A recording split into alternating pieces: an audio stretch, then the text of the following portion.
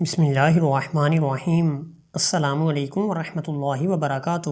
دوستو، آج ہم آپ کو ایک ایسی خبر سنانے جا رہے ہیں جو ایک طرف خوفناک حقیقت کی یاد دہانی ہے اور دوسری طرف اللہ تعالیٰ کی قدرت کا ایک روشن معجزہ۔ یہ کہانی ہے حامد اسلم کی، جو ریبیز جیسے جان لیوا وائرس کا شکار ہوئے لیکن حیرت انگیز طور پر صحت یاب ہو گئے۔ آئیں جانتے ہیں یہ واقعہ کیسے پیش آیا اور ساتھ ہی سمجھتے ہیں کہ ریبیز دراصل ہے کیا۔ دوستو، ریبیز ایک خطرناک اور تقریباً ہمیشہ جان لیوا بیماری ہے۔ یہ وائرس زیادہ تر پاگل کتے یا کسی اور متاثرہ جانور کے کاٹنے سے پھیلتا ہے۔ یہ وائرس ہمارے دماغ اور اعصاب پر حملہ کرتا ہے۔ شروع میں بخار، کمزوری اور کانٹے کی جگہ پر جلن ہوتی ہے، لیکن بعد میں پانی پینے میں خوف، جھٹکے اور آخرکار موت واقع ہو جاتی ہے۔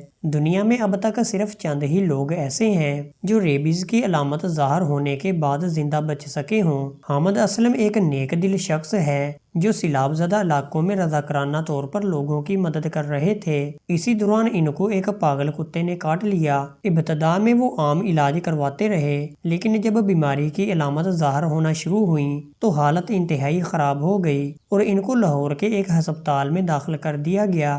ڈاکٹروں کے مطابق ان کی زندگی کے امکانات نہ ہونے کے برابر تھے، کیونکہ ریبیز جب ایک بار ظاہر ہو جائے تو موت یقینی سمجھی جاتی ہے۔ لیکن اللہ کی رحمت سے دعاؤں کے نتیجے میں اور ڈاکٹروں کی محنت سے حامد اسلم کی حالت بہتر ہونا شروع ہوئی۔ آج الحمدللہ وہ صحت یاب ہو چکے ہیں۔ یہ اللہ کا معجزہ ہے کہ ایک جان لیوا بیماری کے باوجود وہ دوبارہ زندگی کی طرف لوٹ آئے۔ اگر کسی جانور نے کاٹ لیا ہو تو فوراً زخم کو صابن اور پانی سے دھوئیں، بغیر وقت ضائع کیے ریبیز ویکسین لگوائیں۔ اپنے پالتو جانوروں کو بھی لازمی ویکسین لگوائیں، کیونکہ ریبیز کی علامات ظاہر ہونے کے بعد علاج تقریباً ناممکن ہوتا ہے۔ حامد اسلم کا صحت یاب ہونا اللہ تعالیٰ کا بہت بڑا کرم اور معجزہ ہے۔ ہمیں چاہیے کہ اللہ کا شکر ادا کریں اور دوسروں تک یہ پیغام پہنچائیں تاکہ کوئی اور اس جان لیوا بیماری کا شکار نہ ہو۔ اگر یہ ویڈیو آپ کو معلوماتی لگی ہو تو اسے لائک اور شیئر کریں، اور مزید کہانیاں اور معلوماتی ویڈیوز دیکھنے کے لیے ہمارے چینل کو سبسکرائب ضرور کریں۔